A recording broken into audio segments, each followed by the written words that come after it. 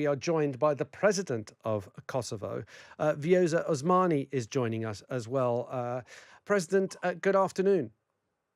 Good afternoon. Thank you Thank for having me. Thank you for giving us your time.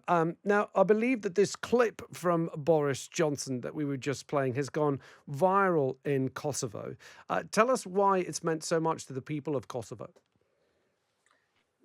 It meant a lot for a couple of reasons. First and foremost, because it's absolutely true. The comparison that Prime Minister Johnson made a few days ago with respect to the aggression that Russia is nowadays committing against Ukraine. And it's being very similar to the crimes that Milosevic had committed against the people of Kosovo.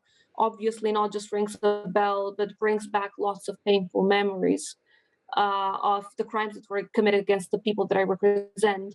But secondly, because nowadays, while we see the devastating images from Ukraine, I believe no one understands better than the people of Kosovo how it is to live close to a neighbor that is led by an authoritarian regime that constantly escalates the situation and constantly destabilizes the region, and at the same time how it is to live with a neighbor that attacks you and wages wars that end up with so much destruction and victims.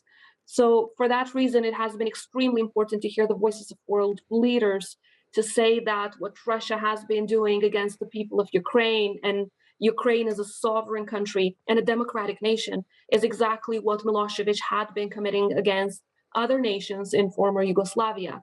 But just like in 1999, when the world didn't turn their backs on us, the world didn't stay silent on our sufferings.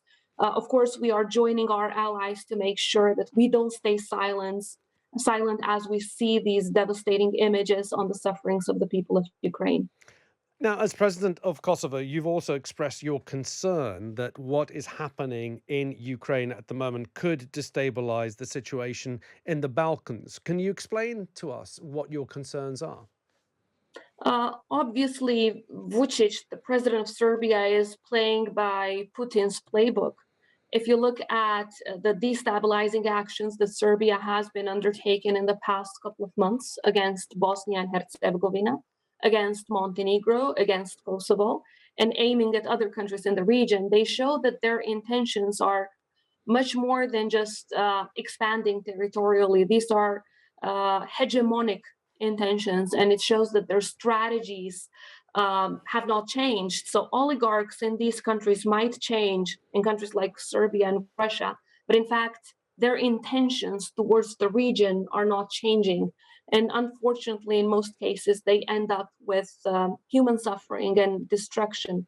So I believe that it is extremely important for the European Union in particular to see what is being told loud and clear by Serbia, that they are actually siding by Russia, not with EU values, not with the values of countries that are represented by countries like the United Kingdom and the United States, not with democratic values, but quite the opposite. They are standing with Russia at this time, which makes them only the second country, I believe, jointly with Lukashenko, to be taking Russia's position instead of the position of democratic nations around the world. So, for that reason, and also because both Putin and Lavrov have been mentioning the Western Balkans and, in particular, Kosovo in their speeches while they're attacking Ukraine, we believe that we might be the next target, which shows the imperative of the West really turning their attention also to the Western Balkans, while they are naturally having all of their attention in Ukraine right now,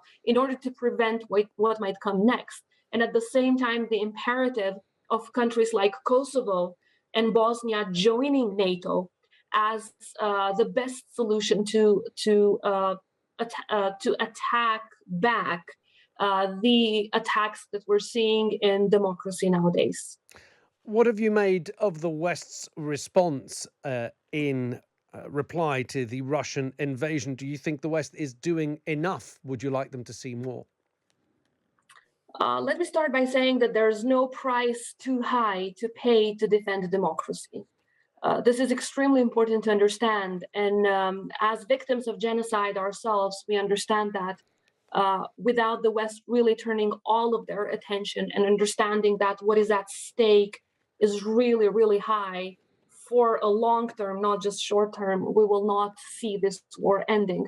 For that reason, we are very much encouraged by the sanctions that we see from countries like the US, the UK, as well as members of the European Union. But I believe that the people of Ukraine and Ukraine as a democratic country will continue to need a clear support from NATO, from the European Union, as well as a clear perspective to join NATO and the European Union so that a final answer can be given to Russia and their intentions to destroy a values based system. Which NATO and the European Union are. So they're not just after territory, they're not just after Ukraine, they're after our democratic way of life, which is why the lives of all of us are at stake. Ukraine is now the frontliner. The Western Balkan countries are the second frontliners, if I may call it so, to defend democracy nowadays. So I do hope that while these sanctions are growing and the list of sanctions is growing, that there will be no measure that the democratic world will leave out as a possibility to save lives in Ukraine, but also to save democracy by helping Ukraine. One final question. You are in Turkey at the moment to meet your counterpart, President Erdogan. There's been a lot of conversation about the Black Sea. Are we about to see Russian vessels be barred from the Black Sea? I believe President Erdogan has been very clear about that in his statement today, and so have other institutions in Turkey. In fact, my visit to Turkey had been scheduled quite some time ago, but because the president was infected with the virus, with COVID 19, we had to postpone it for these dates. But the dates had been set well before the invasion of Ukraine started. Nevertheless, of course, this is going to be one of the topics we will be discussing because Turkey has been a staunch supporter of peace and stability in the Western Balkans, and especially a staunch supporter of Kosovo. So naturally, we will be discussing how our role comes into play. And perhaps to add, my country has undertaken immediate actions immediately after the European Union and other NATO members to issue sanctions against Ukraine in full alignment with EU and NATO policy. And secondly, to condemn not just the invasion of Ukraine, but also the recognition of the so called republics of Lugansk and Donetsk. And at the same time, we've shown our willingness to open our doors and hearts to refugees from Ukraine, should that be necessary. Because in times of need, democratic nations around the world open their doors to us. And for that reason, we believe that it's a moral imperative, not just, of course, a measure to help the people of Ukraine to be able to stand united in this front. President of Kosovo, Vjosa Osmani, thank you so much for giving me your time. Thank you for having me. Listening to this.